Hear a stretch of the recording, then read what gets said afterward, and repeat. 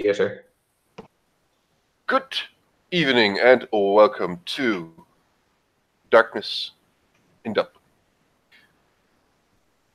We are currently at technically still the Elysium, hosted by the Prince in a resplendent, I think you would probably describe it as that, theater.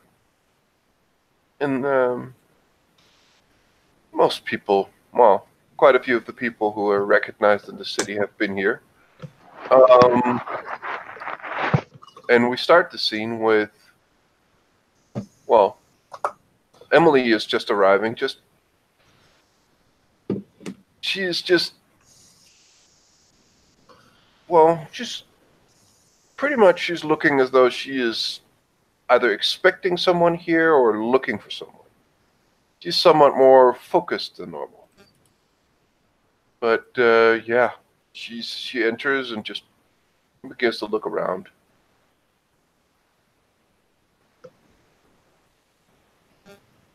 Alexander drives up in a very luxurious limousine. The limousine stops in front of the theater, and he gets out in I wouldn't say a flamboyant way, but definitely a way that is only known by those who are like born earlier than the last 50 years. He's carrying a cane, a walking cane, nothing super special, so it seems, and he's looking around like he's looking down at people, but sometimes just cheekily watching over his spectacles, almost giggling by himself, and giggling at something or someone. He then moves into the theater slowly, after giving the driver some quick instructions. And as he walks in, slowly he just looks around. He's very inquisitive about almost everything.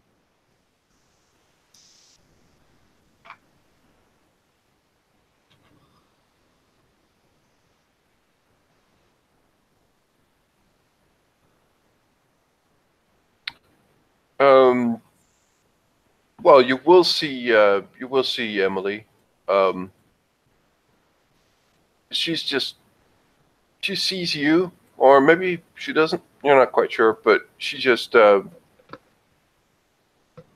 looks at you, and it just seems to stop for a moment, and then she moves onward into the Elysium. She seems to be looking for something. All right. Alexander keeps moving forward slowly. Sometimes just looking at the security personnel that is walking around, trying to make mental notes, talking to himself or again to something else, and then looking behind him quickly as if something was behind him, and then moves on. His eyes swerving in his skull as he moves about slowly forward, seemingly sometimes, most of the time, just enjoying himself being there, walking into the further area of where you would call the Elysium.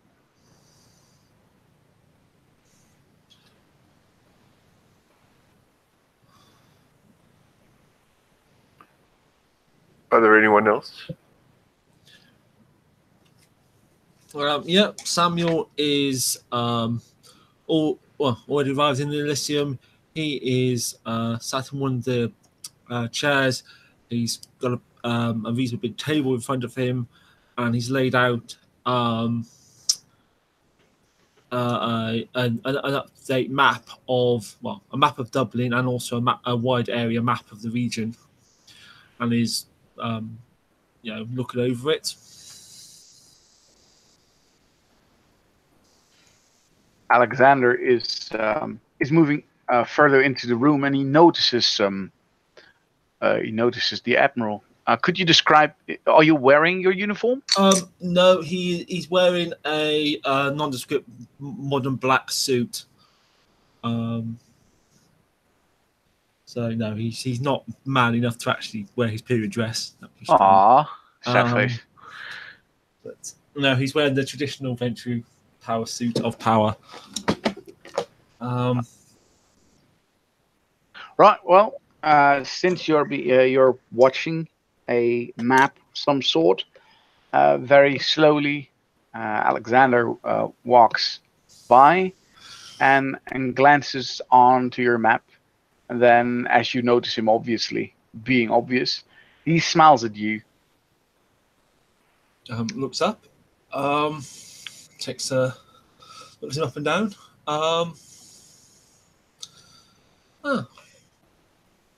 For the record, before conversation begins in earnest, the Master of Harpies, Alexander Delano, is sitting in the room. He has his large leather-bound book on a table in front of him. He is currently sipping tea from a small china cup, and he's scribbling in the book. This is mostly in case anyone needs him for anything. But I will let you guys continue with your conversation. Cool. Good evening, sir. I don't think we've met. No, I don't think so. He's almost a bit startled that you talk to him, but he regains himself quickly, and he says, Alexander, my name. And you are, sir? Oh, just Alexander? Sorry, Alexander Rothschild. Oh. He says the last name with some definite pride in his voice, like he's very proud of the family he's from. Well, there's probably a look of recognition. The Rothschilds are pretty famous. I'd be something on Hood. Come, pull up a seat if you will. Alexander takes a seat, but you can see him thinking about the name Hood, as there are some ships named after Hood, but he's not eager enough to ask if that is the actual Hood, and he just simply sits and smiles politely, and then looks at your map of the area and says, "Are you looking to buy property?" It seemed prudent to get a better feel for the lie of the land here. But yes, I suppose property in due course. But it's always useful to know where things are. This is such a small city, don't you think? Well, it's a city I definitely love. Oh, you know Dublin then? I've lived here most of my life, yeah. Ah, splendid. So, any observations you'd make on this city? What makes it different to any other? At this moment, this question makes him think rather hard, and he almost seems lost by a question, either in thought or he's listening to something else. And then his answer is a change. The city changes so very quickly recently. Yes, change. It changes very quick.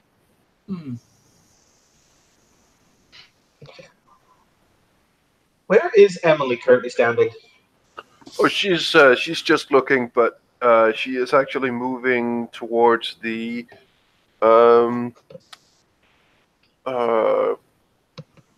he's not the keeper. What is he? What is his name? Oh, moving towards the harpy. Harpy. But what is his name? Delano. Alexander Delano. Alexander Dublin. Right. She'll just walk up. She'll just say, good evening. You'll see. Hang on, let me just put up his picture. The eyes flick up from the book as he regards you. The eyes are very cold, very green.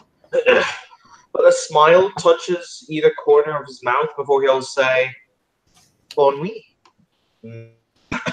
One hopes that you are well this evening." Oh, yeah, thanks. I'm doing good. I'm good. Here a while ago, I was, at the place where all the things went down.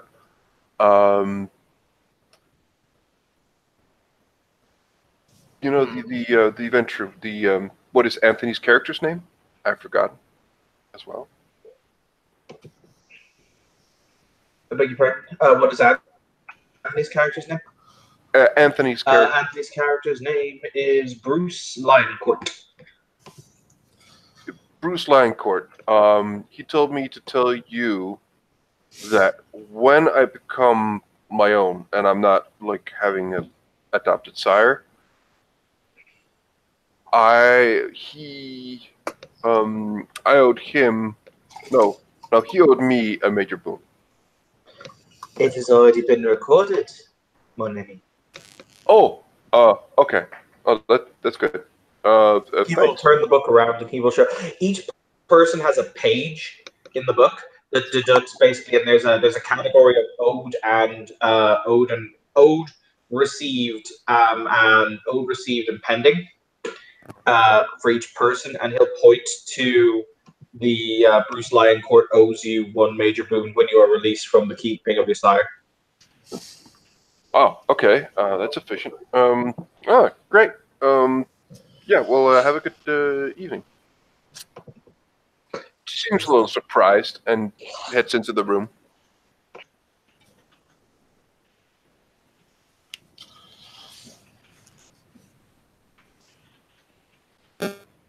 So would you care to expand on that, Mr. Rothschild? What manner of change did you have in mind? What I have in mind? In my mind? Oh, there's always change. I'm thinking about expanding the. Wait, what? Sorry. You mean the city, right? Right. Well, I haven't really thought about that. Yeah, I guess I could. I don't know what I owe. I have to look that up.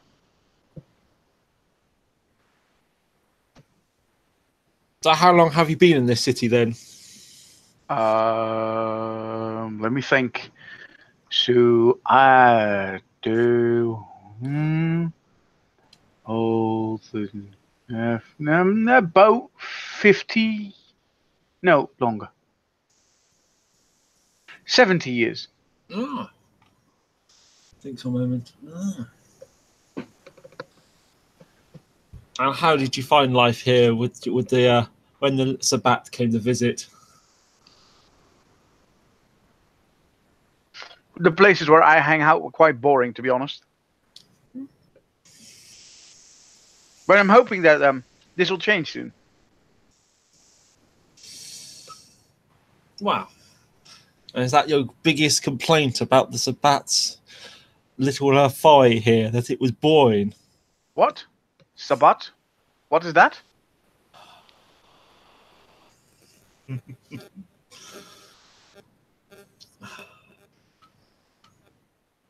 Sorry, I have no idea. I thought you were talking about the city. The city couldn't be boring. Ah. Would you prefer it to be less boring? Yeah. Well, you don't know how boring it was, really. Like, it was really boring. And what would you consider would make it less boring? I don't know, really. I have to figure that out. At this point in time, the large double doors to... I'm going to assume you guys are in the bar area of the specific theater that the Elysium is held in, because it's the nice place to sit down, and it has tables and such. The double doors open. They are opened rather via two individuals, both wearing rather upmarket black suits and ties. And walking through them, this individual enters. He's not very large. He's only about 5 foot, very physically imposing in the slightest. He scans the room once with his eyes. They're a very, very weak, watery shade of blue.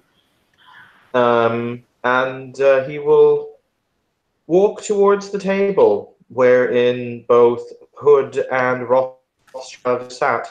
Before he will extend his hand to Hood, and he will say, I am led to understand that you and I both have the honor of seated, or being seated rather, on the Primogen Council with one another, Mr. Hood. Nods. So I hear. Pleasure to make your acquaintance. My name is Dominic Wordsworth, representative of Clan Malkavian.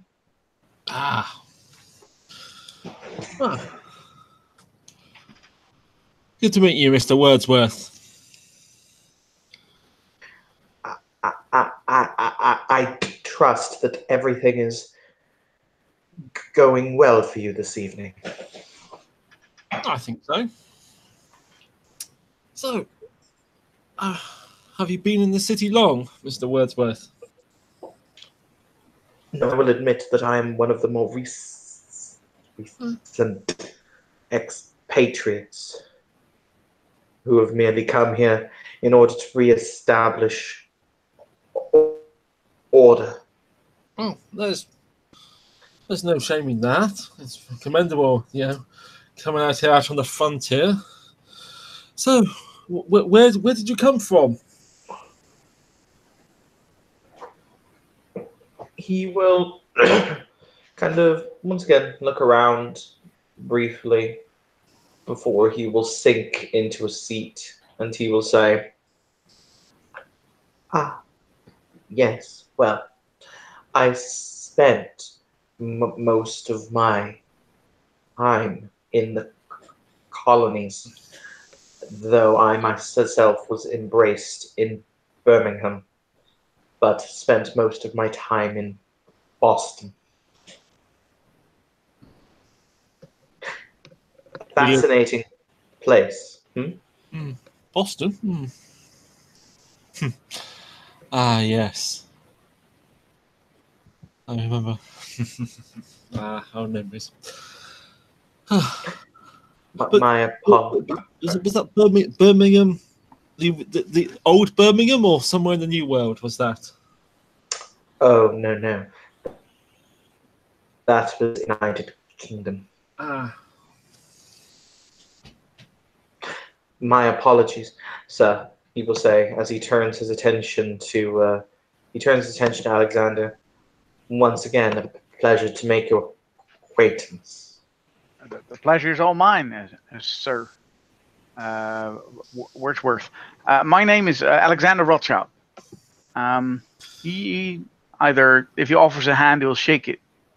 If he does not, he will extend the hand himself. But his eye seems incredibly swervy, like he's still thinking about all the lingual he heard only recently, spoken by you two.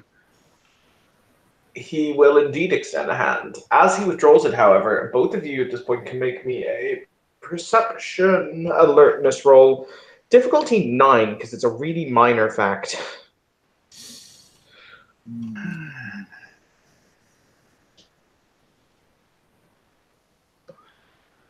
Can I go? Oh, then I need to open. I always forget to open that stuff.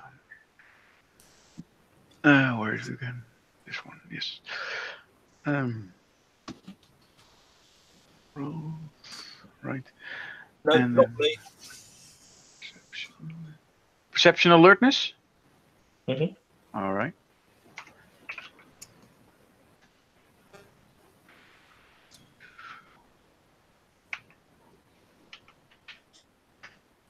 There you go. Wow, Jesus Christ.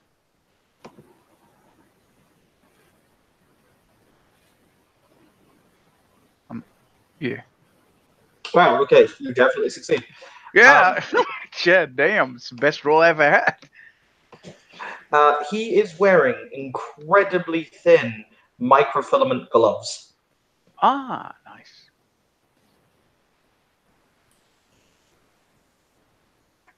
For the sake of politeness, Alexander will not say anything about it. But he will, if he can, roll his fingers to feel the difference of touch, just personally. So you can make a roll that you notice that he has sensed the difference when he shook his hand. Okay, one moment.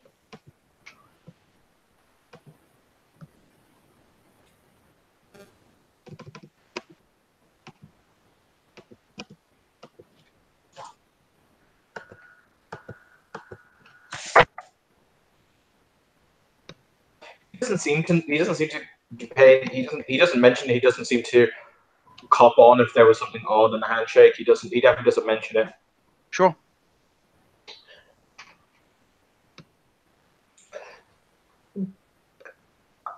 But yes, it is a pleasure to make your acquaintance, Mr. Rothschild.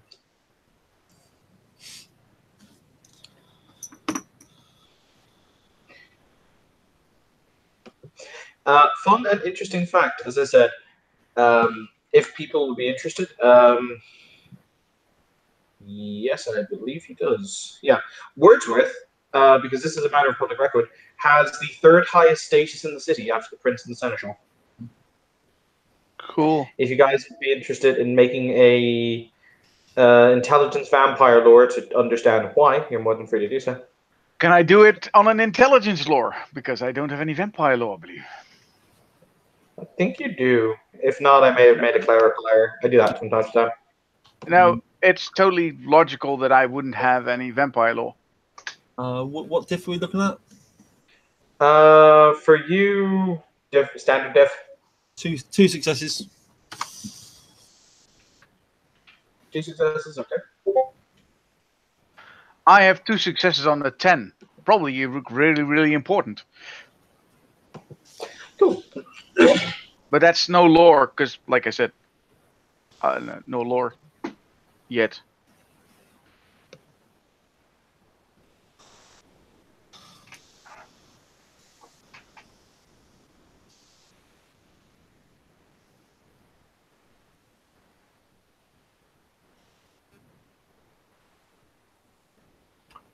Yeah, Emily is just trying to look as the wall and not get noticed. So she's not even listening. She's focusing on that. What a great concrete wall. yeah. Wallflower here. I mean, if it helps, one day when you get Protean 3, you can literally be the wall. Well, ground, right? Because I mean, you can also meld into other solid objects, to other things that are made of rock. I know. Yeah. Wall. Well, again, if you could in an Elysium use disciplines, you would just use obfuscate, but oh well, you can't. So just don't. But yeah, Rothschild. Or sorry, for Rothschild and for Samuel. Yeah, Wordsworth he's been a pillar of the Camarilla for a really long time. That's more so what he's known for than anything else. The fact that he has seen and he has endured an awful lot of things. He's also a pretty knowledgeable kindred historian and a historian of Cainite or kindred lore. You will know, for example, more so Rothschild than anyone else. For example, he was actually both got the same number of successes. For example, this guy was a representative for Clan Malkavian at events such as the Convention of Thorns. Ooh.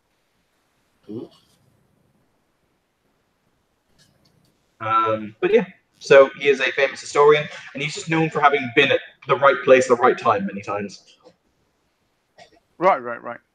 Well, then you for certainly know that you've never seen my face or heard my name. Well, oh wow, you're old enough to know my name, obviously. So you can make since you're good at history. I say on your own difficulty level, you can roll your knowledge history if you remember my name came up and my disappearance come up somewhere. within the last 100 Cool. years. Sounds fair? Awesome. I will roll his pool. Intelligence academics with a specialty in history. 1 gazillion dice, please. Yes, He only exactly. has 11 dice. Oh. Wuss. Or Overstatement of the year. Understatement of the year. No, it was when fucking Bishop told me the fucking Seneschal in Odessa had 15 dice to lie to me that I had a moment. Yeah, well. That is 3 successes. Right, on 3 successes, I'll give you and only you the information, so the rest can't meta it. You know that Alexander Rothschild was very much the next in line to gain the family fortune on his side of the family. You know, the family Rothschild within Dublin is reasonably influential when it comes to banking and transportation and construction. You also know then that I have disappeared from public record about 70 years ago. Like exactly almost 70 years ago. It's not just a fading away. It was there he was and there he wasn't. Like something happened. And yeah, for more information with that amount, especially if you do research, give me a link. I'll give you a lot more.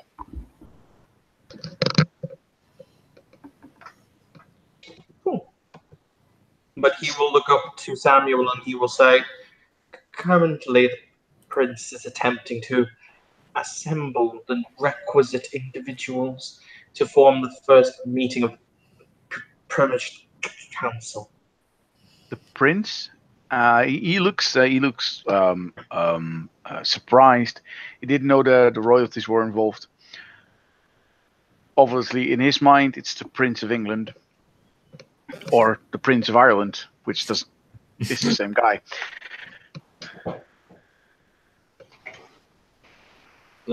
Samuel nods in confirmation to Mr. Wordsworth. Indeed, I look forward to us all sitting down together and moving forwards. I'm curious, why is it that that young lady is attempting as best she can to hide herself from my field of vision? He doesn't turn around. Yeah, obviously, or very obviously, Alexander watches that direction and seeing as Emily is trying to make a wallflower out of herself in the most comic way, he simply he almost waves very like hi, but in a Malkavian way, but not in a silly way. Samuel will glance over. Pledged in. Come over and present yourself. Right. Yeah. And Emily will just, she won't run over, but kind of. She was, yeah, I'm Emily Stevenson, and yeah, and she just does a bow. I'm curious, my dear. Why is it that you were afraid? I'm just waiting for someone, and like, yeah. I wouldn't want to disturb you. Like you were talking, and I'm totally good with sitting over here. It's not a problem. Whom are you waiting for? Well, the sheriff. I heard that he might be around. Well, I would look around, but I just need to know that, like, if he's okay now or what. Like, he was in a bad state, but People can see utter puzzlement on my face, since if you want to meet the sheriff, you go to the sheriff's office. So, yeah, I'm putting it out there.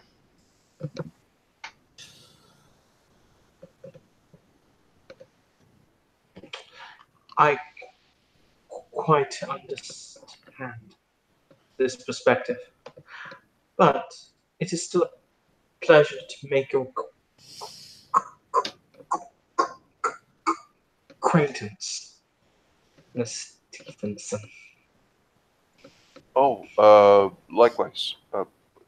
Can I ask your name? Of course, my name is Mr. Wordsworth. Okay. Yeah. Pleasure to meet you.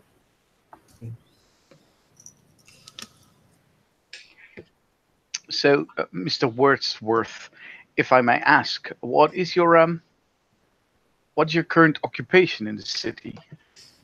Since Mr. Hood here is I guess moving towards the city as he's looking for a property.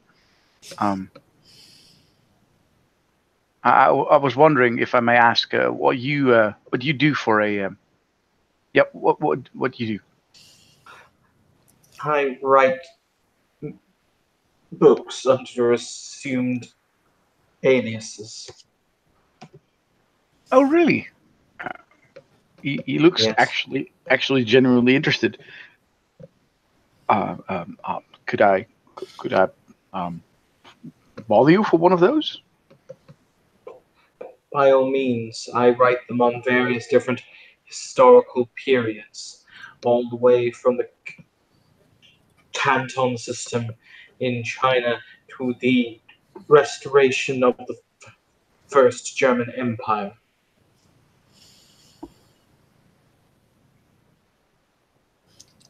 Right. Do you have one more focused on the local area? A history of Dublin. No, but I am currently working on one. It would be a pleasure to read or even help you research. Seems quite an interesting subject recently. Considering that you are a member of my own clan, I can't see the issue with it. Am I? What? Sure. He looks again amazed. He knows that it's a social tense moment, so he doesn't ask many questions. But you can read instant wonderings. Clan, your clan, and other words that he's picked up like in the past 5 minutes are currently whispering in his ear, so to speak, like quite literally. Oh, then I take it that you have not been given your formal acceptance to the domain.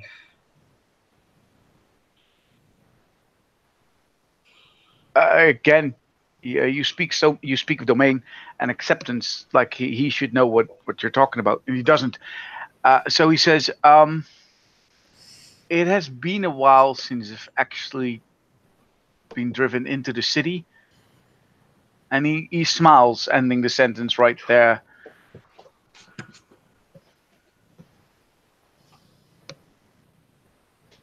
Mm. You can see him contemplate for a few moments. I actually have to check something. Give me a moment.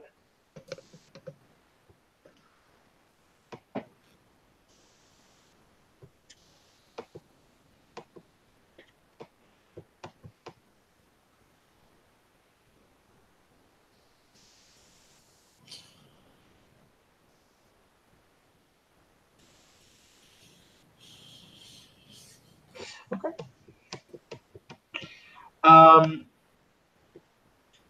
The Wordsworth sits there for a few moments and he says, I see. There's clearly much that you need to come to understand. Right. Yes, please. Yes. Yes. Yes, we would like to know.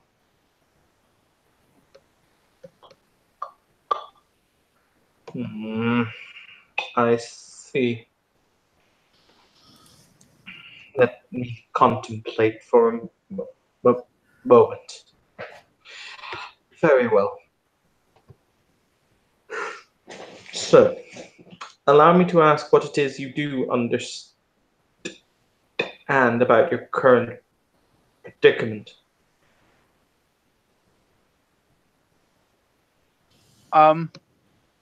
This really, you want me to right? So what I understand from what I've read is I need to stay away from fire. Sunlight is definitely bad. I found that out.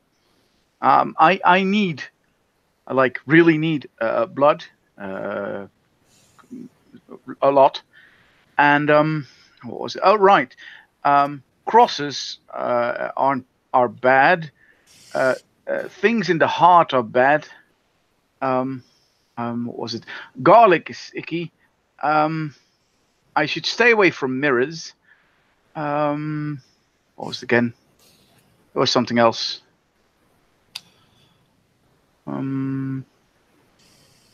I think no, I can't remember. That's it. I think he's puzzled for a moment. Nobody actually asked him what it was. Clearly, he's I wouldn't say you rattled his cage, but you've definitely. Emily just looks between Hood, the new Malkavian, and this other person, Wordsworth. Just like she's having an experience right now. Someone knows less about this whole thing than she does.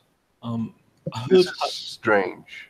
Hood has it's probably just about trying to consider expression, which has a mixture of bemusement and vague, disgust, anger that this situation has been allowed to exist. But he's happy to let this person's own clan's Primogen deal with it for now. And he's keeping quiet.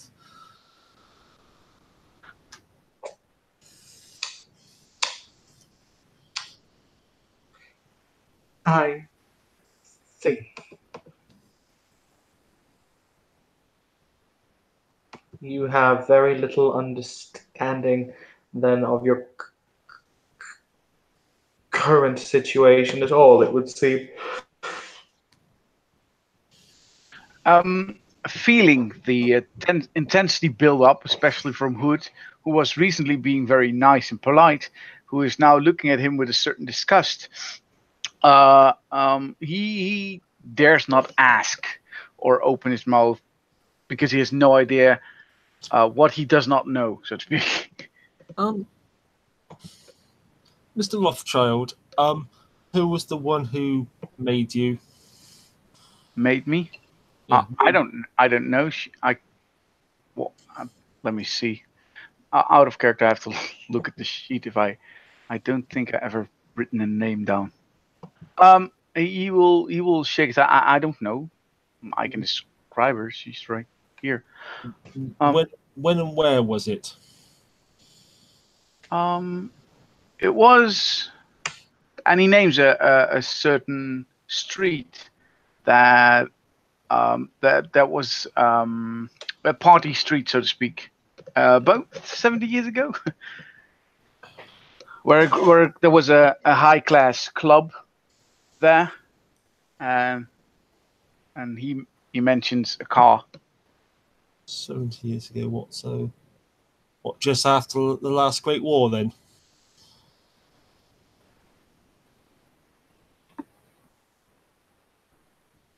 There and about. And what, you received the gift and then were abandoned and not taught anything? You're supposed to be taught? And you're saying that you dwelt in this city this whole time and you were no one had words with you about this? Rothschild shakes his head. Emily is just slowly backing away, just slowly backing away. She's just... No, my father told me I should stay hidden from public view. You see, the name, you see. Hmm.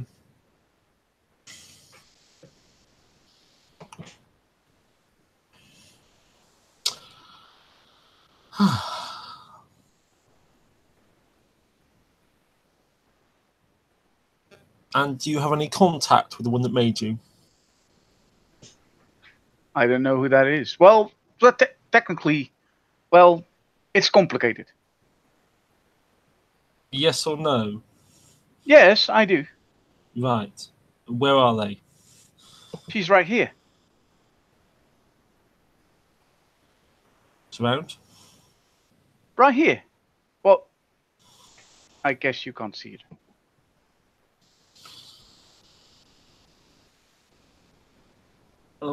Looks to Mr. Wordsworth. How would you like to proceed in this matter? I'm not entirely sure. Unfortunately, this is an egregious oversight.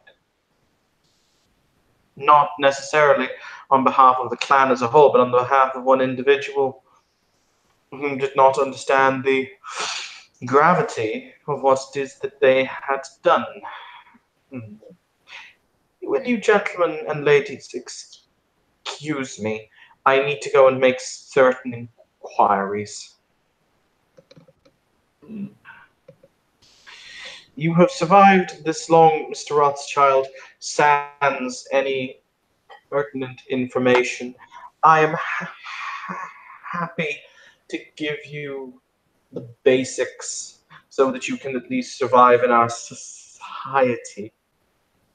After that, we will have to reassess the situation.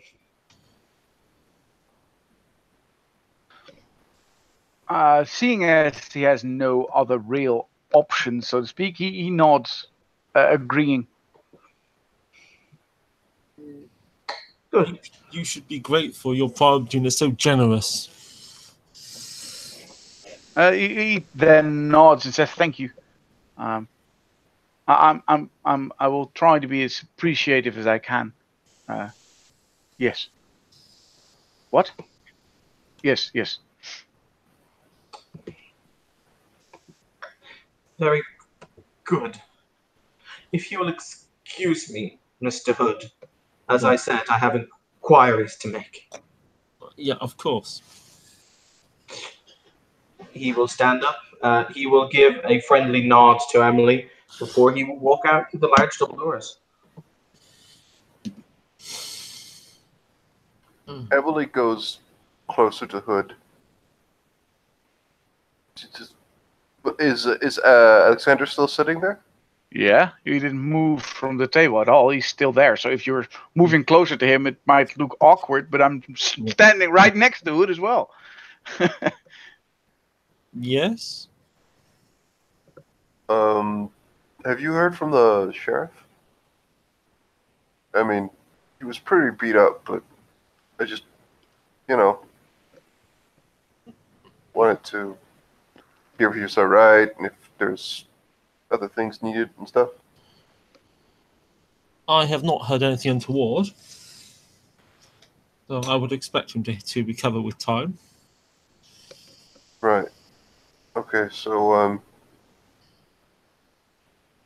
right. You did good with the whole thing at the hotel, by the way. Smiles. Thank you. Well, it simply needed someone with a military mind to take charge. And, well, it seems you impressed Bruce of Lion Court anyway. Yeah, well, kind of. Well, I mean, I helped him out. Like, isn't that what we're supposed to do? Like, fight as a unit and all that? Military-wise? Yes. I think we more or less made the correct moves. I would say that you performed rather admirably. For the record, you did not hear him walk in. It's really interesting because he's literally he's like a couple of centimeters. He's about half a meter behind Emily when he speaks. She jumps up. Just, good evening. He's not the only one who's actually startled. She bows deeply, or just does this awkward, just like bow. Just as soon as Emily bows, so do I. Please, please. There's no need for such formalities. My apologies. I just saw Mr. Wordsworth, a man who I've known for many decades and have never seen flapped, completely and utterly billowing in the wind. So something interesting clearly happened. Looks at Rothschild in response to that. Oh. Rothschild looks ever so innocently, I suppose. He doesn't know that he has caused more problems that he can bite off.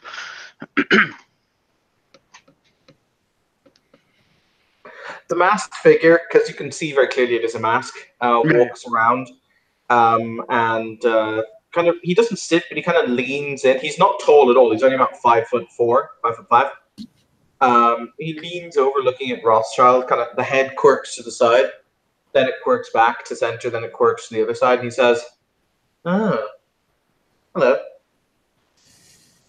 Sir? We've never met before." No, but it's a pleasure to make your acquaintance." He will extend his hand. The hand is obviously wrapped in a leather glove.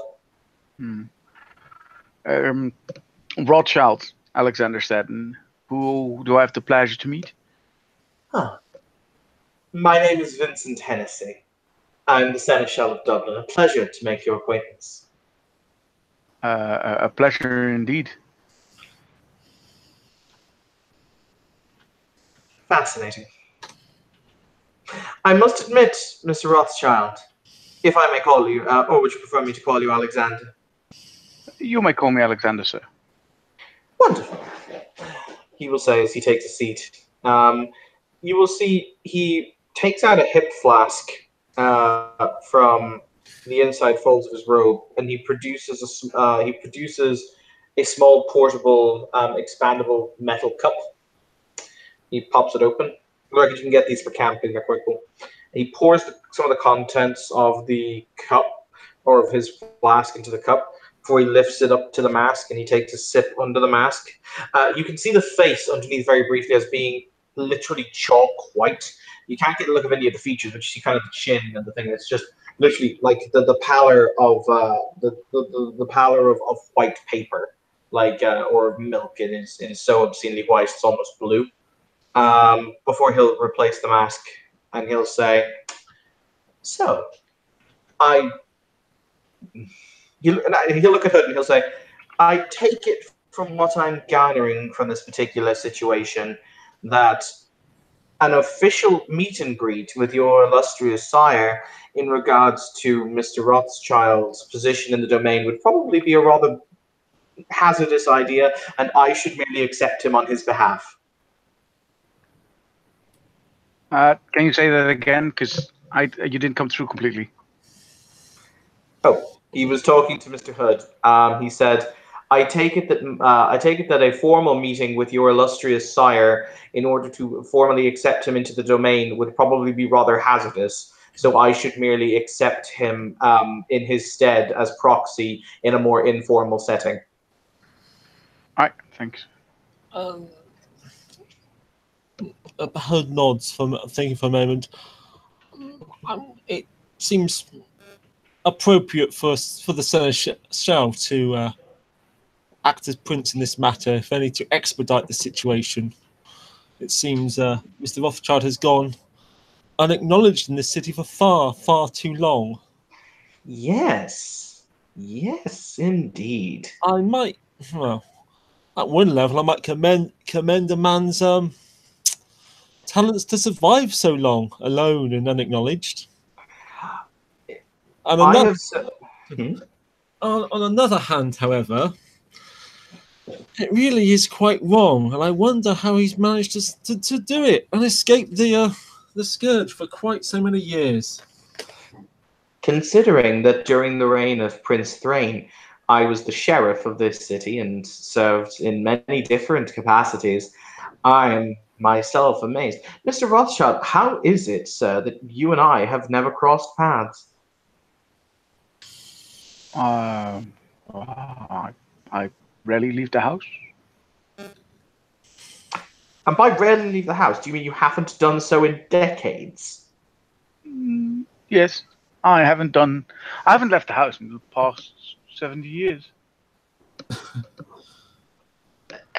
What? And how do you feed? I have it brought to me. How do you feed? Do you not find that rather unsatisfying? Why would I find that unsatisfying?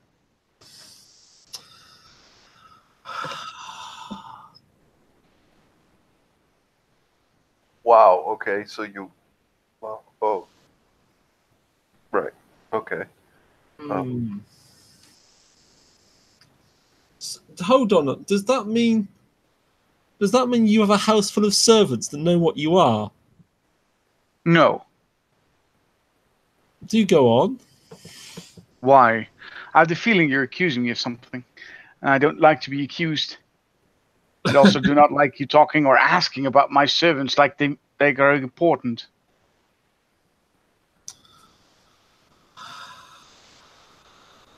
Thou shalt not reveal thy nature to those not of the blood. Are your servants bound by blood? The servant that know who I am, some, yes. What I am, as you call it.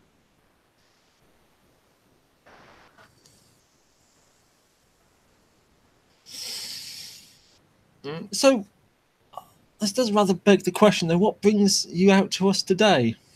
After so many long, contented years in your nice house with your nice servants. But that's simple. My father died.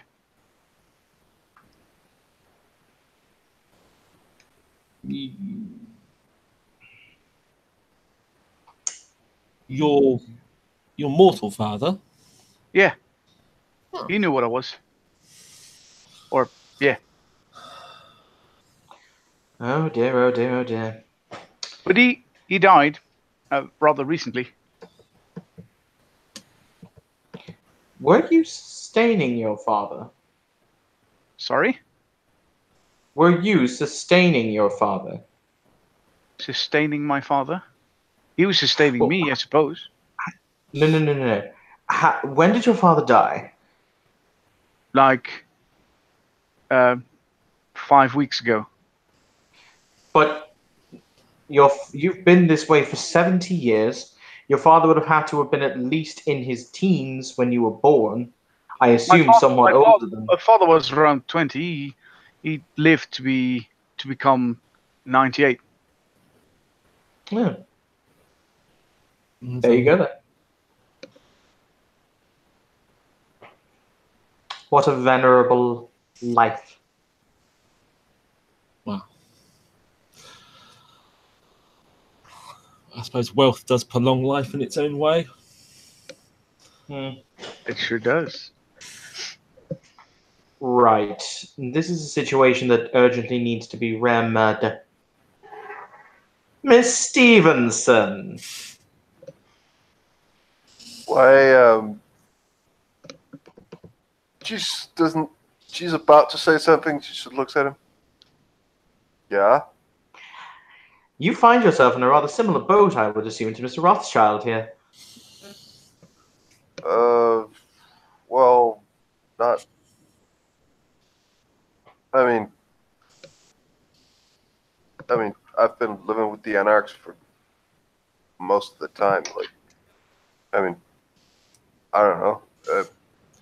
I got shown the ropes pretty fast, so All right then. But my question to you was, when it was that you were first brought into our fold, what were the 3 questions that you wanted answered more than anything else? So I may attempt to aid Mr. Rothschild, as I assume these questions are roughly the same for each individual party.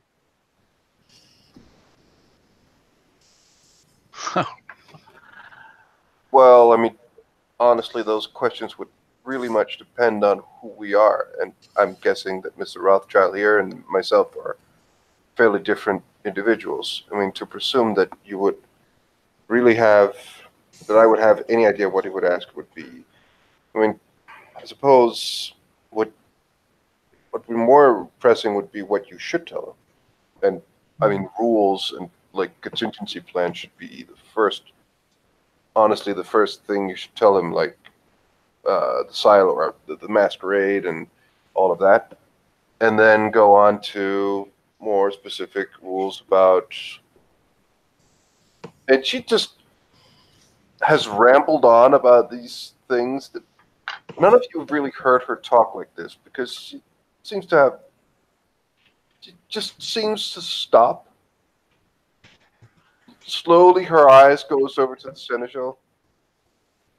That's just my. You should have questions. Right. What he is, what he shouldn't do, and who's in charge. And she kind of just tries to back off and just be quiet. My, Miss Stevenson, you've come a rather long way. I must admit, I'm impressed. No. It's fine. I shouldn't have. I forget I said anything. I asked your opinion. You gave it. There's no need to be afraid. No offense was caused. When somebody asks, Okay. Miss Stevenson, you, as you put it so eloquently, hang out with the anarchs. Do they not teach you to always speak your mind?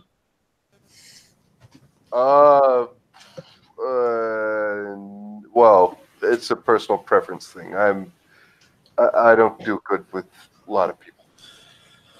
That's acceptable. Now, Mr. Rothschild, ask me Yes, sir. some questions, and I will quite happily answer them to the best of my abilities.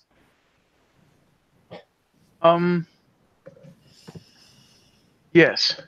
So the things I got from these are a few words. So I've made a mental note of those words. Could I run a list of words that I've heard which I do not understand, which you might be able to explain to me? Of course you can. All right. The list is this. Mr. Hood and Mr. Wordsworth were speaking about clan. What does that mean? Ah, yes. These are the great clans. The clans that they themselves descend, well, depending on who you ask, from various different sources around the world. There are many, and they are many and varied. Several of these clans are distinct entities, various different organizations, and bloodlines of individuals. So, for Bloodlines? example, yes. So, for example, he will point at Mr. Hood. Mr. Hood is a representative of the noble clan of Ventrue, the clan of princes. Miss Stevenson here is a representative of the savage clan Gangrel, the clan of the Wild Heart. He points to himself, and I am a member of Clan Nosferatu, the monstrous. He keeps nodding, like he's soaking this up like a sponge. You're talking to someone who is who looks at you in a very intelligent way when you try to explain these things. Like he's not even he's just taking in all the information. Right. So you talked about bloodlines. Are those clans or sub clans, or are they a higher clan? Because you talked about high clans.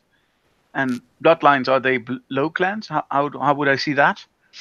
There are several high clans and there are several low clans, though this practice has mostly fallen out of usage now. The Nosferatu and the Gangrel are both low clans. The Ventrue, and he points over at the Toreador who's scribbling in the corner, and the clan Toreador, the clan of the Rose, are both considered high clans. There's a distinction between both, but as I said, it's mostly fallen out of fashion. Do the Toreador also have a special name like the Ventrue called Princess? Beg your pardon? You told me just a few seconds ago Ventrue also called the Princess. The clan of princes. Yes. Yes. So do the Torioro have a similar name like the Nosferatu called the Monstrous? They're called the Roses. Roses, thank you. What was it called again? He's looking up in his mind, like you can always see his eyes turn for a second, and then say, "Yes, Malkavian. You told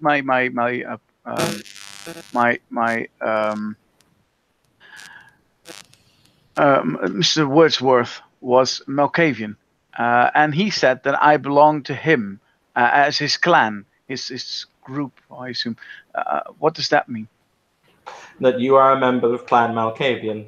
Of course, a Malkavian can generally always know their own because they are shared. They have some sort of link, but I'm not an expert in that particular area of lore. Do they have? Clan Malkavian are the clan of the moon, the clan of lunatics. He now frowns upon you, and then he nods like, "Oh wait, yeah, right, that might be yes, okay." I've heard the term sheriff. Oh, I assume it's not a local sheriff in the sheriff's office, since The sheriff is an officer of the court of kindred. We are kindred. The sheriff keeps the law or the traditions. He will then list what each tradition is. I'm not going to go through them all. no problem. Thank you. You've been a great help so far, Mr. Hennessy. I've kindred. We are kindred. The word fledgling. A fledgling is used to describe someone who is new to our ways. There are various different ranks. Fledgling. He will point at. Emily. Actually, then he'll point at you and he'll say, "Technically a neonate, but I would have to evaluate your status." He points at Samuel and he will say, "Ansela." He will point at himself and say, "Elder." Right. He'll also point to the Toreador and say Ansela, for the record. Right. I've heard the word progenitor or creator. That's the. I assume that's the person that bit me first. Is that correct? That depends. Your sire is the individual who brought you into our world. The progenitor can either be used to describe him, the individual who founded your clan, or, depending on which side of the superstitious and or religious coin you fall on, Cain, the father of us all, or so some would believe. But then again, that's a philosophical point of view. Cain, as in the biblical Cain? Correct. But once again, that is a philosophical perspective. Some follow the perspective, some don't. I've heard the word embrace. I assume now, since what you've told me, that's the act that the sire does in order to make one like us. Correct. Right. I've heard the word prince. Is the prince the man in charge, or is there like a king? The prince is the ruler of the city from our perspective. He is then served by a second in command. He points at himself, the seneschal. Then there are various different officers of the court. The scourge being an individual who hunts certain other individuals. The sheriff, the one who upholds the traditions. The Primogen Council, who serve as advisors and representatives for each one of the clans. Thank you. That's the word, Primogen. It's he says that talking through you, like he's trying to make a mental list of words. Primogen, yes, Wallingsworth, Primogen. I've heard the word Sabbat mentioned by Mr. Hood. Are they also? I'm at a loss. What are Sabbat? And for that matter, what are anarchs and what are masquerades? Those questions I will leave for the others to answer. It's also because Evan has to step out to do other things. The seneschal will stand and he will say, "I assume I can leave the furtherance of education to both of you capable individuals." Certainly. How do you want to handle his acknowledgement? Are you giving him permission to reside in the city? I'll give him permission to reside in the city pro tempore until such time as the clan Malkavian decides exactly what to do with him. What does pro tempore mean? I'll leave them to just explain it to you. Good Well, afternoon. It means until like on a certain short time basis, right? Something Temporary like that. basis then. Temporary basis. It's gotta have to. Yeah. Thank you, thank you, thank you. You've been most kind, Mr. Hennessy. I thank you very much. At this moment, I have no way of acknowledging the value you've just been giving me, but I want to thank you beforehand. Yes. Very simple. When you're released from your master's keeping, when it is we find you one, you'll owe me a minor boon for the information. Yes, sir, of course. What is it, Boone? I'll let them explain, at which point he will calmly walk out the door. All right.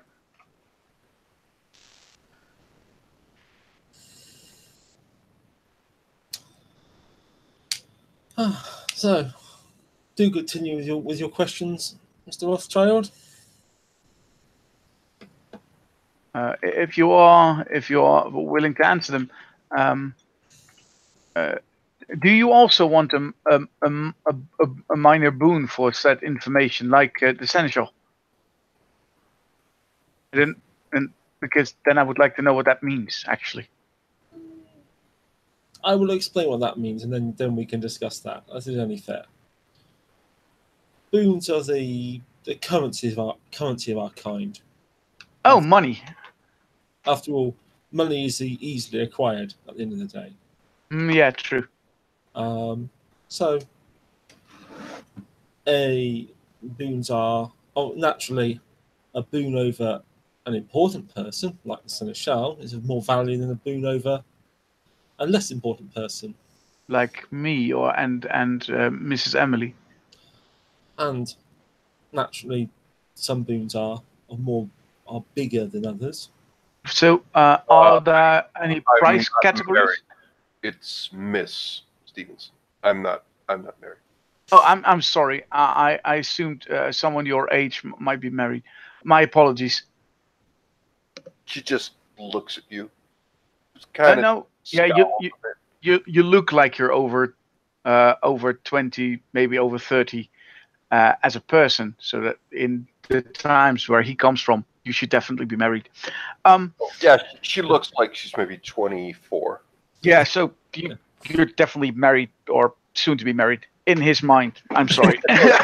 You don't need to explain it. Yeah, okay. Yeah. So, boons. Boons are generally ranked by size. Firstly, there is a trivial boon, a small favour that can be completed in a night, and there is a minor boon, something that's a little more substantial. There is a major boon that would often include tuition in the powers of the blood. What is that? Tuition?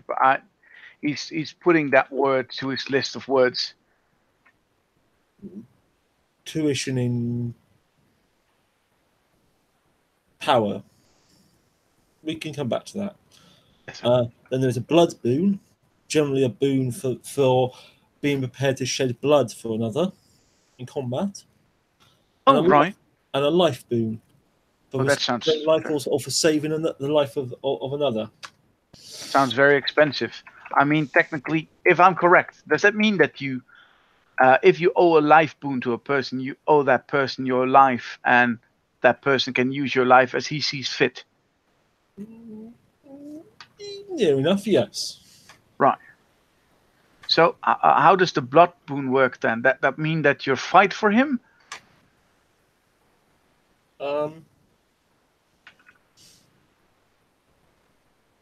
Yes, I suppose so.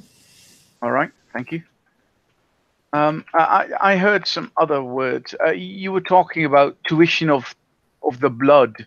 Like, is your blood different than my blood? So you need to have a tutor in it? You're Clamorcavian. Have you learned how to see auras? I've been taught basic things. Like I know when I give blood to a human that they feel very appreciative of me after a while. Like really, really appreciative. That's correct. I know that. But beyond that, can you make yourself unseen around mortals? Only if I stay really, really quiet. Okay, that would be one of the powers of your blood, which will Right. which What? will go stronger with time. Really? I'm surprised he's not popular already after 70 years, and which you could teach to another. I could? I didn't know that. Why didn't you tell me? He talks to someone you don't see. So your clan are also famous for their senses, the power to see auras, to read minds, to read impressions. Eyes. Yes, eyes. Yeah. I can see things with my eyes others can't. Sometimes if I focus. And for the power to affect the minds of others, to make them unbalanced. Yeah. So those of other clans, other talents come more easily. So you mean to say that you can't do those things, but you have other abilities of the blood? Other things came more naturally to me. Oh, right.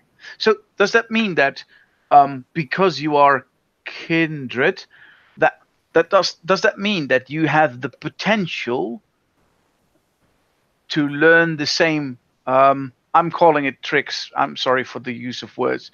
That I can, if I would teach you how to do those tricks. Yes. Like the disappearing thing? Yes. All right, cool. I didn't know that. You can see how that would be a valuable thing to do. Yeah, it is valuable. Right. But that would mean that it would be the value of a blood boon. Is that correct? That would normally be considered a major boon, but major boon. Oh, right. Sorry. I'm trying to keep the connections there. Suppose he's open to haggling. Right. I like that. All right. Yeah, that's okay. I understand. I suppose you would understand money and as a Rothschild. Yeah, that's no problem. And doing a deal. Yeah. I haven't been at the table actually for quite some time, but I'm getting sidetracked. Emily, you're from this time. What do you know of the Rothschilds? Well, I mean, it's kind of like they're loaded, and it's almost as if it's like a punchline or something. Like it's, the Rothschilds are loaded, and if you're that family, you like it's one of those known old money families. True. No, we get taught that, but actually we're not that old, really. The family's only like we are from Frankfurt, but yeah, only large since like 1700s, I believe. We are taught that as a Rothschild. It's one of the things that you have to learn in order to be considered a proper,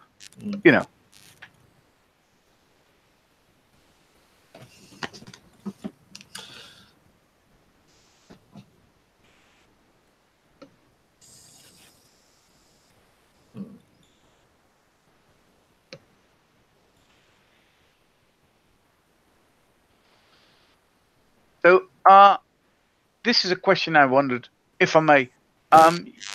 You were talking about something like a masquerade. Now, I assume that you do not mean a masquerade ball, but you do mean mask. Does that has to do with keeping something hidden or making something look like something else? Well, you've heard the traditions recited. The first one, thou shalt not reveal thy nature to those not of the blood.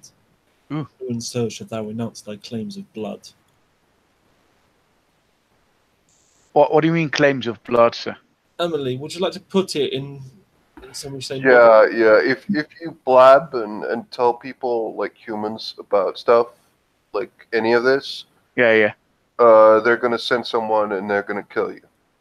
So, some people that are in my employee that have drunk of my blood know, well, what I know really, but not much. If they are bound by blood, then that is acceptable All right. Okay. They're because essentially they are of the blood. yeah. Oh, right. Okay. That's where the barrier lies. All right. Yeah. Let me make a mental note there. Anything else? You can pretty much tell them not to tell anyone, and they'll since you. They already been told that by my father and by me after that, on punishment of They death. they won't tell if you told them to do it because the blood bond is They would never. is pretty hard to fight. It's strong. It's something that has always amazed me. But yeah, I'm getting sidetracked again. What is that was the most important one since it's one. How many are there actually? Well, you've already heard the 6 recited. Plus, there is also Elysium. Emily, obviously, you could explain that to show your own understanding. Right. Yeah. It's pretty much like Casablanca, and it's neutral ground, like it's Switzerland or something. Like you can't use any tricks or powers or anything, and you can't fight, and you can't, and you like obey every other rule, and whatever the keeper of the Elysium says. Right. What's the keeper of Elysium? The one who organizes it and holds it, and you pretty much like his word is law when you hold it. So how can I see if something is an Elysium? Is there like a sign or a symbol? Or is it just like, do I get a letter of invitation? I think it's more or less announced when it's there. All right. I'm quite certain. Right. Okay. Thank you. Thank you. He's listening to something else while he's nodding towards you. You can see that he's quite distracted at this moment.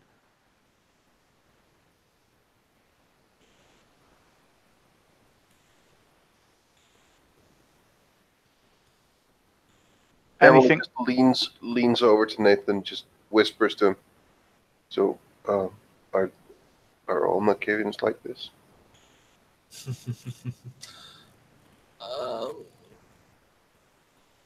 They're not all quite like him, no. But well, you've heard them called the Clan of Lunatics already. I mean, I just don't have that much reference on this point, so I was just wondering. Well, you met Mr. Wordsworth earlier. Right. Yeah, he was totally normal.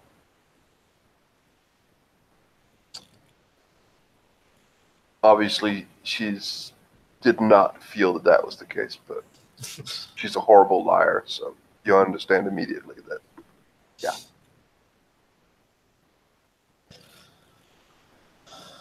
So, Mr. Rothschild, what would you want? Sorry, sir? What do you want? I mean, your father's now passed on. You've chosen to come onto our company. What do you want? What do you mean? What do I want? What is it you desire in life? Is it money? Is it power? Is it art? Is it pleasure? Is it? I think, in all honesty, it's explore, understand. I think understand is the best. So, I've been living with a lot of these questions for quite a long time. so I'm willing to know and understand that. I think that's my main concern right now. you seek understanding of. But I do like making things. What is it you make? I design buildings, really. Oh, an architect. Yes, I am an architect. Oh. Do you have, I know, scale models perhaps, or have you designed buildings in this city? Well, actually, I have, but I wouldn't know where they are.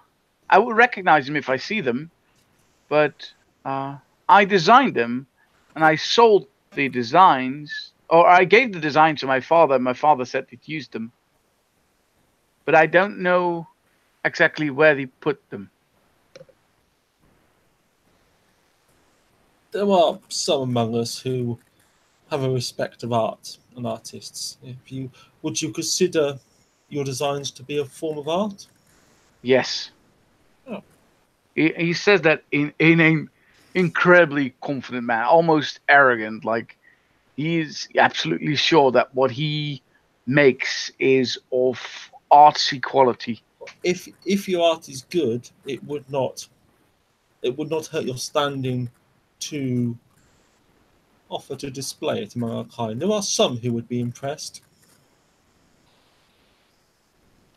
When I find them, and if we still owe them, I'm happy to give a tour. I think, yeah.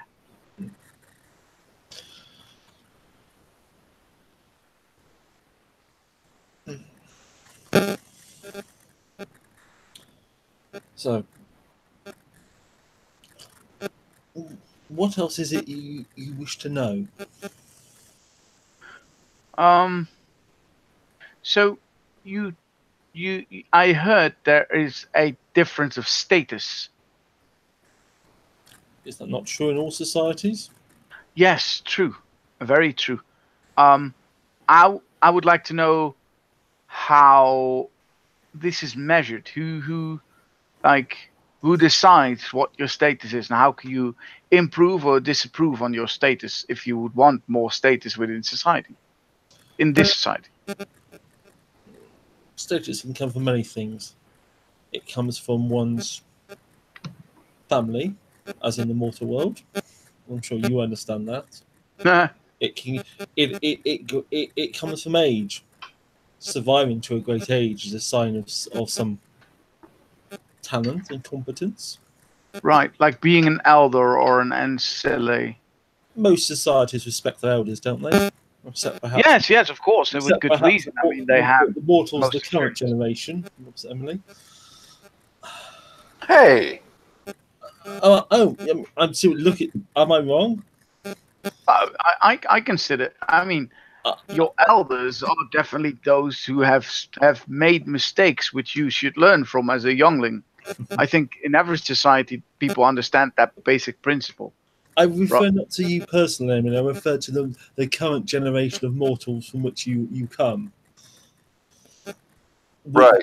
Would And you, I doubt it's, well, it may be different, but I doubt that they hate or like their parents more or less than previous generations. Would it be odd to ask someone's age? I mean, clearly, Mr. Hood, you sound like a man of experience, having experienced more than just this current age. would there are some who would take offence at being asked such a personal question. Wood does not ask a lady her age. Right, but But has that to do with with the fact that he's a lady, or for status? I mean, could so, I ask you, and would some it be offensive to Emily? some may take offence, some may Right. not. It All may right. depend on the individual and the situation and the way the question is put. A general notion of age is generally known. People around here, we know how long we've seen each other around for. Right. But And what if somebody is from another city? Like, say, for instance, I've been living for the past 70 years in Paris. Then I could have been new, right? possibly, but then people do talk. You say that people would know people in Paris and so on and so forth. Well, they might know someone who knows someone. Word gets Right, around. right. We're not that numerous. So if I would decide to go, say, to go to another city, another large city with a population of kindred, Mhm. would I need to announce myself before I go there? When thou comest to a foreign city, one presenteth thyself to the one that ruleth there. Without his word of acceptance, thou art nothing. That makes sense. So would you say that all the cities then, all the large cities, are still city-states, like it was in the time of the Venetians? Some are city-states. Some great cities hold vast domains.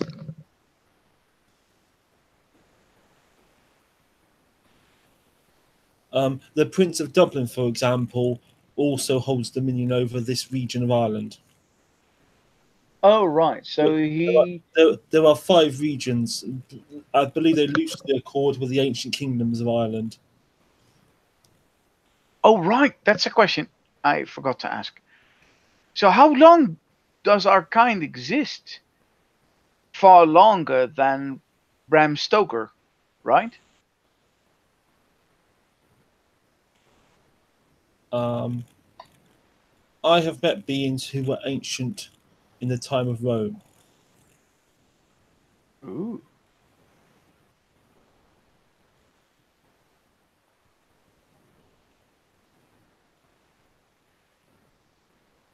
But the seneschal mentioned Cain, as in the Bible, Cain. That means around the time of the first man according to the Bible. So that's at least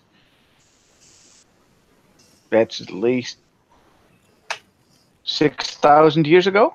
If you choose to believe that literally. Well, unless you're telling me in the past 70 years, some new news came to surface that I missed online, then about the new coming, and I'm happy to know. But I meant if you want to literally believe that we descend from some biblical figure. I don't know. I mean, I don't know. Who do we ascend from then? I mean, I don't. Yeah, I'm a bad example. I don't even know who my sire is. Yes. Oh, indeed, you're. Yes, I know you are, but I don't know. A moment. Let me consider for a moment. Talk among yourselves. I was just like, I need to get going. Yes, of course. So I'll see you later. If you see the sheriff, like, just Mm. I'll figure something out. And she just bows again, and we'll begin to leave. Miss Emily, yes, Miss Emily, before you leave, um, Yeah. I got correct. You're from the clan Gangrel, right? How how do you know that? Because the seneschal said that you were from the clan of the Wild. Yes, it was said earlier. Oh, okay. Then she would say, right. Yeah. Right. Thanks. I just wanted to confirm what's in my mind. Oh yeah, no problem. And yeah, Emily begins to leave. Hmm. Right. Yeah. So yeah, it's rather interesting to meet you, sir. I did not assume things would go out this way. No. Well, at some level, it's not your fault. Clearly your sire should not have done what they did. Really, is it forbidden to create another Without without permission. permission? I assume then. Yes. Who does give permission, if I may ask? The one who holds the domain, commonly known as Prince. Oh, right. You you may understand that historically the title prince, it simply means a royal person who holds. I know, sovereign. Yeah, I know. I've read the letter, the prince from Oh, Machiavelli. Machiavelli. Yes. Yeah. I'm. He's quite an interesting historical figure. And yes, I know the title prince. I wasn't surprised in the beginning. I was, but not anymore. I understand that things, as I see it, from a kindred point of view, are viewed in a more classical era at this moment, with court positions. He's bringing up that word court like it's a new word to him. We have a system of government that works for us. Right. We do need to police our own to prevent people misbehaving, like your sire did. Right. Suppose your sire had done that to 100 people. That would have been a breach of the first thing of the tradition.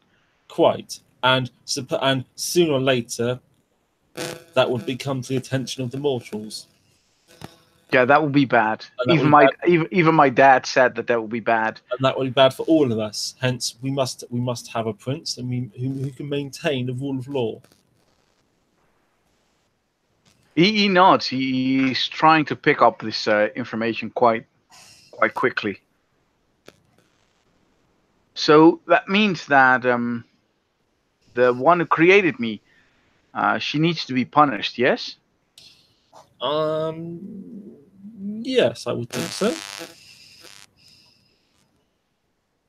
Why? As I said, do you have a contact with them? Yeah. She's here. And he's looking past Samuel to his right side. Like clearly you can't see anything, but he can see her clear as day.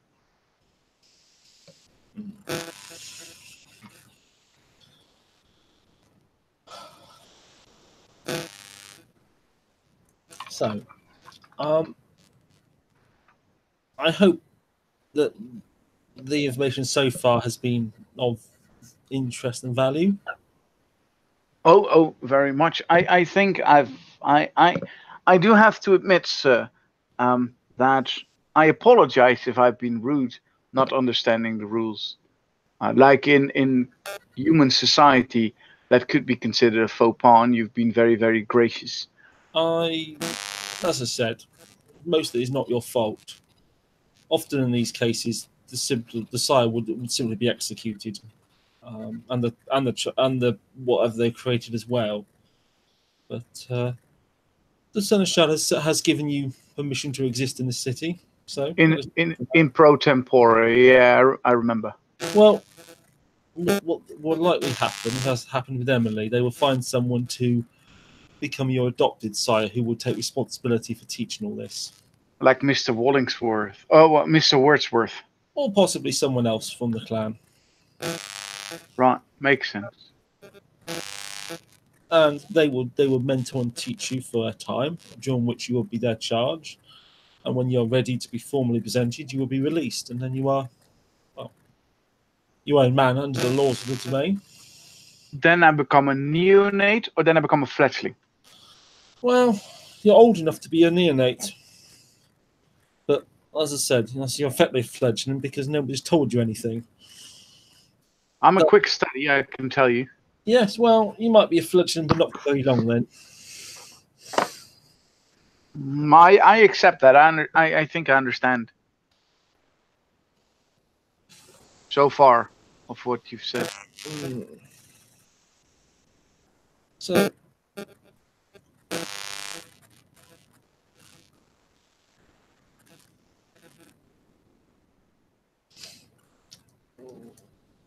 shall we say a minor boon for the questions, for the answers so far? Plus, I'll keep answering a few more. I'm happy to on good faith, sir, to promise you a minor boon like I did with the Seneschal. I think that seems more than fair, as it did seem fair to the Seneschal that he should ask such a thing. Very good.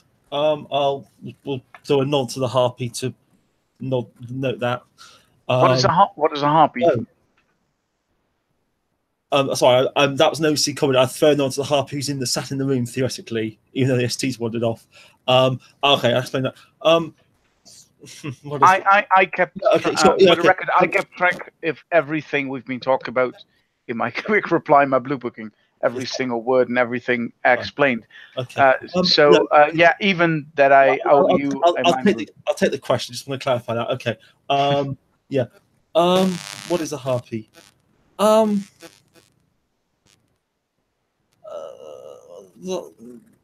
No, there are many people would give you different answers to that question. It can be a word for those people who concern themselves with discussion and gossip and chatter and matters of status. And so it's a title, not a bird figure.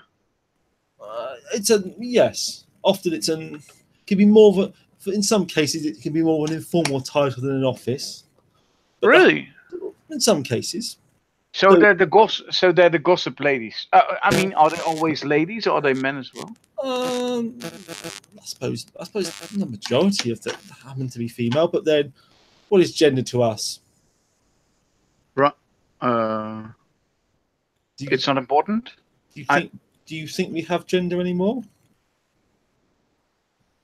Are you really have him flabbergasted? He's never considered himself to be anything but a man, and you say that he has no gender. It's too much. You can see him argue within his own mind. Actually, he's really zoned out with this mind-boggling question. Well, clearly there was only one sire when you were made, wasn't there? Yes. We don't reproduce. We don't need gender to reproduce. Oh, that's true. And what we have, our bodies have a physical shape to them, but beyond that, the only fluid we have is blood.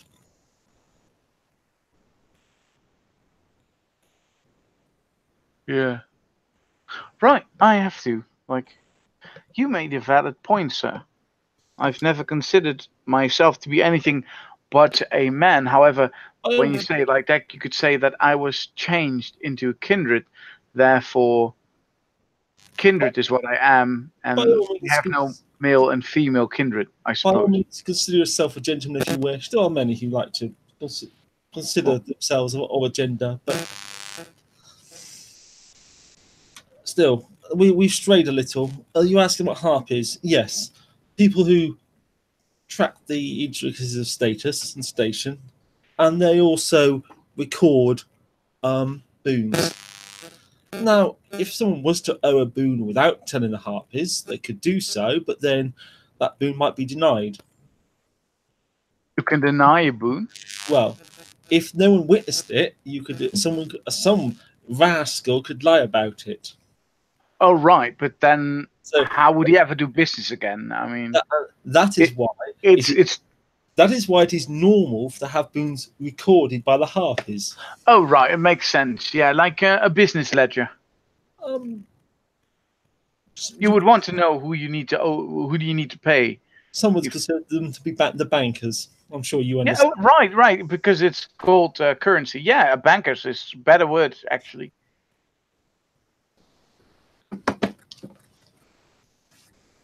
You again have been most gracious, Mr. Hood. I think I'll take my leave. Certainly. Yes, because there's a lot of things I need to talk about and inform. Are there any special other rules actually about people that you put blood in? Do they have any rights?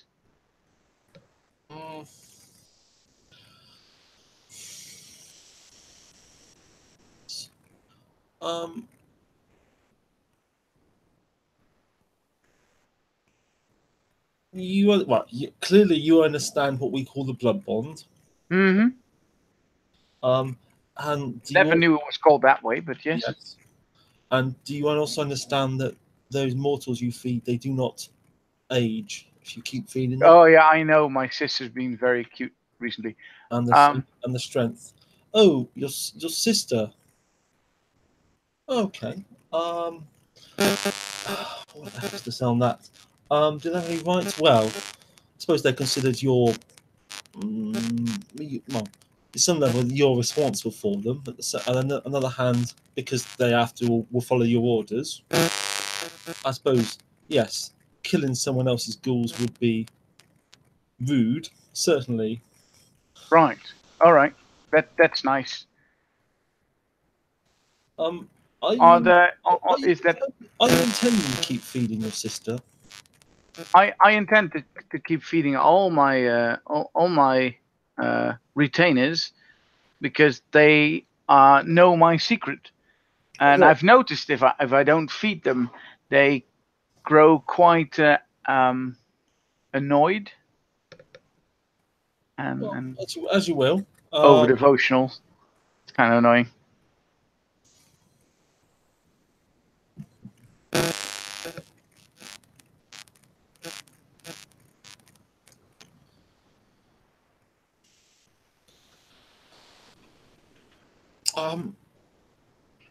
There was one other concept which we have not covered. I would not expect you to think to ask of it. But I should not include it for completeness. Again, I want to make sure you consider our deal to be fair. All of us, our blood is of a certain potency, shall we say. When we create, that which we create is weaker than we are. It has less potential, Okay, I didn't know. and so on. The blood gradually gets weaker and weaker with each generation. All right. So if I were to make a new kindred, kindred would automatically be weaker than me. And I know it's forbidden, but it's a hypothetical thing. Yeah, both by virtue of being younger, but also intrinsically, its blood would be less potent. So how would you know which kind of generation you are? Well, some more responsible clans tracks and count such things. Do you need to keep track of those things? Well, yes.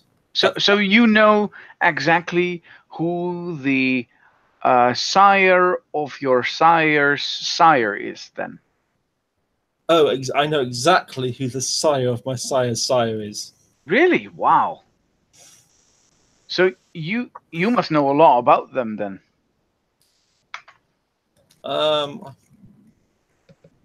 Yes. So would you be considered family to them? Yes. Ah, nice. I've never had family, really. In my clan in particular, our actions reflect upon them. We are of a line. If I bring honor and glory to myself, I bring honor and glory to my line. Oh, right. Equally, if I was is that a Ventrue thing, or do Malkavians do that too? It is especially a Ventrue thing. Oh, really? Ah, I would have liked that. But in your case, it seems, of course, you do not know what the strength of your own blood. There are ways to find out. There are. I would have to give the matter some thought. If it's something you desperately wanted to find out. I don't know how important it is, to be honest, sir. Well, it would give us an indication of the potency, and therefore by some hint as to the age of the one that made you. It would give It would give us some hint as to your own potential. Ah, right. Well, I think, wouldn't it be wiser then, since there are different clans, to ask Mr. Wordsworth? Oh, by all means. I'm saying. I'm just trying to understand the by all means intricacies of clans. By all means, follow the investigation within your own clan. I think I must. I mean, it seems only wise, right? It is. If you decide that does not work out and you wish someone to find out, you come see me and we'll consider making arrangements.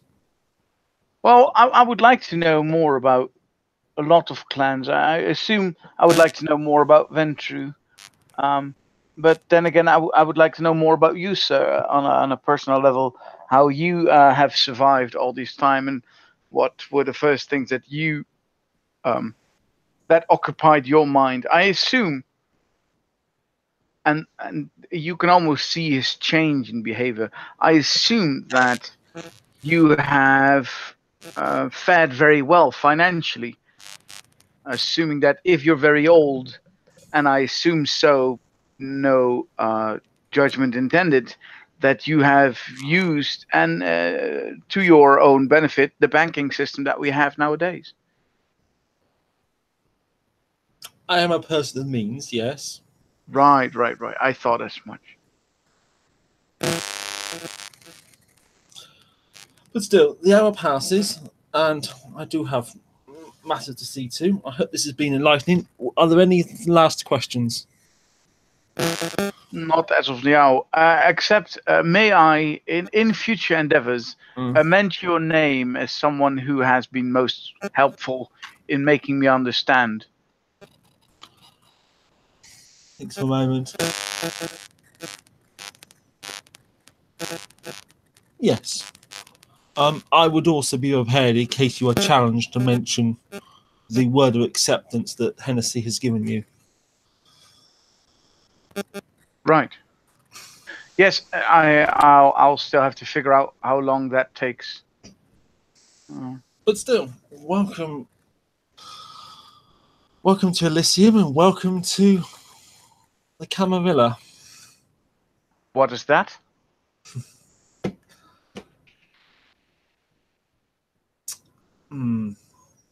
I just opened a whole other can of worms. Yeah, they're very well. In the spirit of goodwill, I will answer that question. If you are too busy, sir, I understand. I happily have more questions about the word Sabbat. One final. No, I will take that point before I go. Some centuries ago, 7 of the clans came together.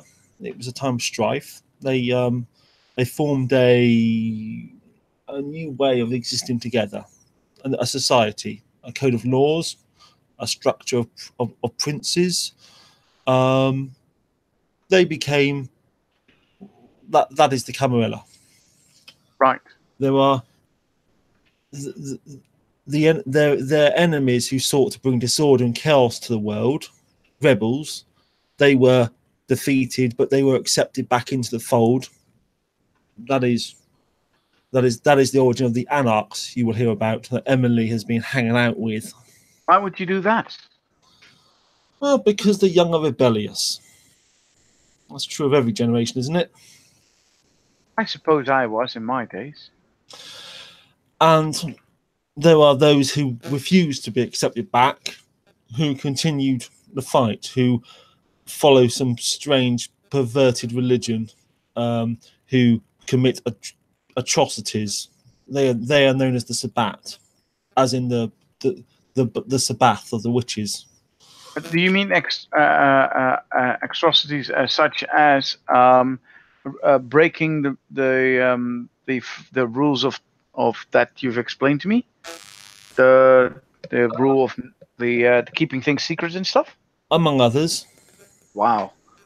Okay. So they've always been like something less than. They're less than us. I mean, they're stupid. Why would you do such a thing? Oh, quite. And I believe in the modern age we've seen in Ireland has seen the conflicts caused by religion, hasn't it? Well, very much so. The Sabbat follow a dark, perverted religion. They are religious fanatics. So who do they believe in then? They don't believe in God? That will be a question for another time, I think. I think I've probably said enough for one day. I hope that answers your question as to what the Camarilla is.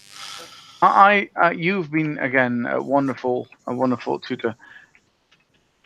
Good. I wish to talk to you some other time, maybe when we have some more time, and I have more basic, more elaborate questions. I wish many thanks upon you and your family, and yes, I'd like to keep it that way. Yes. Shh. Good. Yes. Well, and on that note, we'll leave the scene there. Unless anyone wants anything else. Thank you, players for playing. Thank you, watchers for watching. This has been another episode of Darkness in Dublin, where two fledglings wanted to listen and meet important people.